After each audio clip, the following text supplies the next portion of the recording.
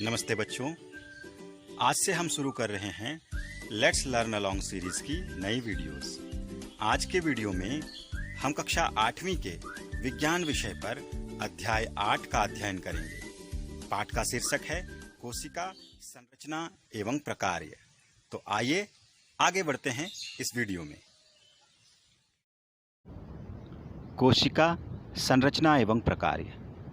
बच्चों, इस वीडियो में हम जान सकेंगे कोशिका की खोज किसने की थी, कोशिका का परिचय एवं परिभाषा, सजीवों में कोशिका की संख्या, साइज एवं इसकी आकृति, कोशिका संरचना एवं कार्य। हम इस वीडियो में कोशिका के विभिन्न भागों को भी जानेंगे, प्रोकैरियोटिक एवं यूकैरियोटिक कोशिका तथा जंतु व पादप कोशिका में प्रमुख अंतरों को भी हम समझ पाएंगे। बच्चों, हम सभी जानते हैं कि सभी सजीव अपना जीवन यापन करने के लिए कुछ मूलभूत कार्य संपादित करते हैं। ये वो कार्य कहाँ से कर पाते हैं? क्या आपने कभी सोचा है? ये सभी कार्य हमारे शरीर के संरचनात्मक मूलभूत इकाइयों द्वारा संभव हो पाते हैं। आइए हम समझने के लिए दीवार पर लगी इन ईंटों की सजावट को देखें।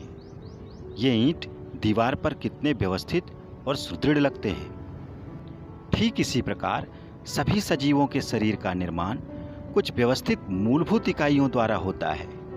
यही मूलभूत इकाई कोशिका कहलाते हैं। यदि किसी सूक्ष्मदर्शी यंत्र द्वारा हम प्याज के छिलके का अध्ययन करें तो हम इन कोशिकाओं को देख सकते हैं।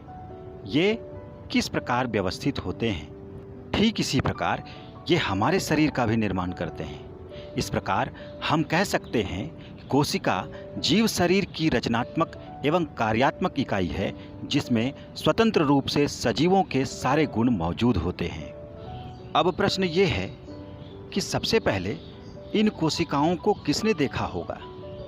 रॉबर्ट हुक नामक एक ब्रिटिश वैज्ञानिक ने 1665 ईस्वी में कॉर्क के स्लाइस में सरल आवर्धक यंत्र की सहायता से इन्हें पहली बार देखा। कॉर्क स्लाइस में मधुमक्खी के छत्ते के समान दिखने वाले इन छोटे छोटे कोष्ठ को उन्होंने कोशिका का नाम दिया, पर ये मृत कोशिकाएं थीं। सबसे पहले जीवित कोशिकाओं को देखने का श्रेय 1832 ईस्वी के आसपास एंटोनी ल्यूवेनहॉक को है, जिन्होंने संयुक्त सूक्ष्मदर्शी का आविष्कार कर यह कार्य किया था। कोशिका के संगठन के आधार पर दो प्रकार के जीव होते हैं। पहला एक कोशिक जीव और दूसरा बहुकोशिक जीव। एक कोशिक जीव में अमीबा, पैरामेसियम, जीवाणु और विषाणु जैसे जीव आते हैं, जबकि बहुकोशिक जीव में सभी विकसित जीव जैसे कीट पतंग, हरे पेड़ पौधे और स्वयं मनुष्य भी आता है। अधिकतर कोशिकाओं को हम खुली आंखों से नहीं देख सकते। यह 1 मीटर का 10 लाखवें भाग के बराबर भी छोटा हो सकता है, जिसे हम माइक्रोमीटर या माइक्रोन कहते हैं। सबसे छोटी कोशिका 0.1 से 0.5 माइक्रोमीटर की होती है, जो जीवाणु कोशिका होती है। प्रकृति में सबसे छोटी कोशिका माइकोप्लाज्मा और सबसे बड़ी कोशिका शुतुरमुर्ग का अंडा है। मनुष्यों में सबसे बड़ी कोशिका तंत्रिका कोशिका होती है। कोशिकाओं की आकृति निश्चित नहीं होती। ये गोल, अंडाकार और छड़नुमा लंबे भी हो सकते हैं। अमीबा में इसकी आकृति बदलती रहती है। शरीर से बाहर की ओर निकले हुए आवर्त को इसमें पादाप कहते हैं, जिससे अमीबा गति करता है। किसी सजीव के शरीर में कोशिकाओं का समूह मिलकर उत्तक का निर्माण करता है। उत्तकों के समूह अंग का निर्माण करते हैं और विभिन्न अंग मिलकर अंग तंत्र का निर्माण करते हैं। अब हम कोशिका के प्रमुख भागों को समझेंगे। किसी कोशिका के 3 प्रमुख भाग होते हैं। पहला कोशिका झिल्ली अथवा प्लाज्मा झिल्ली, दूसरा कोशिका द्रव्य और तीसरा केंद्रक। कोशिका झिल्ली किसी भी कोशिका का सबसे बाहरी आवरण होता है। यह कोशिका को एक निश्चित स्वरूप देता है तथा अन्य कोशिकाओं से इसे अलग भी करता है। कोशिका द्रव्य कोशिका का एक प्रमुख भाग है जिसमें गाढ़ी लसलसी द्रव भरी होती है। कोशिका द्रव्य को जीवन का आधार कहा जाता है क्योंकि इसी में सजीवों की जीवन संबंधी लगभग सभी क्रियाएं संपादित होती हैं। कोशिका द्रव्य में कुछ सूक्ष्म कोशिकांग पाए जाते हैं जैसे माइटोकॉन्ड्रिया, गोल्गी काय, अंतःप्रदब्बी जालिका, रिक्तिका, राइबोसोम, सेंट्रोसोम, लाइसोसोम, हरित लवक आदि आदि। ये सूक्ष्म कोशिकांग बहुत महत्वपूर्ण हैं क्योंकि यही कोशिका के सभी कार्यों को संपादित करने में इसकी मदद करते हैं। कोशिका के लगभग मध्य में पाई जाने वाली एक गोल आकृति को केंद्रक कहते हैं। यह केंद्रक कोशिका का नियंत्रण कक्ष होता है। इसमें केंद्रक झिल्ली, केंद्रिका, केंद्रक द्रव्य और गुणसूत्र पाए जाते हैं।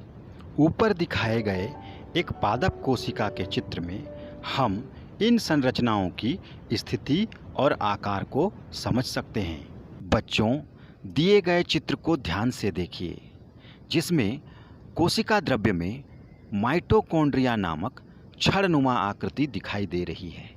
यह कोशिकीय श्वसन का केंद्र है जिससे हमारे शरीर को ऊर्जा प्राप्त होती है। अतः इसे कोशिका का ऊर्जा गृह, power house of the cell कहते हैं। अब हम पादप कोशिका और जंतु कोशिका के प्रमुख अंतरों को समझेंगे। बच्चों, पादप कोशिका में कोशिका झिल्ली के ऊपर एक मोटी सुरक्षात्मक परत पाई जाती है। इसे कोशिका भित्ति कहते हैं।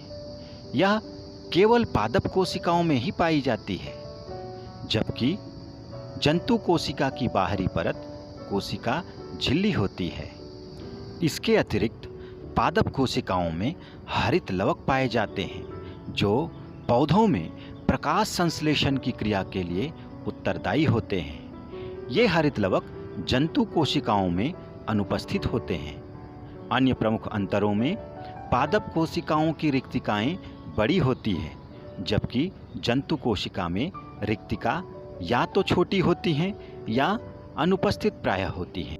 अधिकांश जंतु कोशिकाओं में केंद्रक मध्य में होता है, जबकि पादप कोशिकाओं में केंद्रक परिधि की ओर हो सकता है। बच्चों, क्या आप बता सकते हैं कि प्रोकैरियोटिक कोशिका एवं यूकैरियोटिक कोशिकाएं क्या होती हैं? जिन कोशिकाओं में झिल्ली युक्त कोशिकांगों का अभाव होता है, ऐसी कोशिकाएं प्रोकैरियोटिक कोशिकाएं कहलाती हैं। जीवाणु कोशिका, नील हरित शैवाल आदि प्रोकैरियोटिक कोशिकाओं के उदाहरण हैं। वहीं जिन कोशिकाओं में झिल्ली युक्त कोशिकांग एवं एक निश्चित केंद्रक पाया जाता है, उन्हें प्रोकैरियोटिक कोशिकाएं कहते हैं। ये कोशिकाएं प्रायः सभी विकसित जीवों तथा पेड़ पौधों में पाई जाती है। उम्मीद है बच्चों, ये वीडियो आपको पसंद आया होगा और इस पाठ से संबंधित आपकी समस्याएं दूर हुई होंगी। तो मिलते हैं अगली वीडियो में। तब तक घर पर रहिए, सुरक्षित रहिए और अपनी पढ़ाई जारी रखिए। धन्यवाद।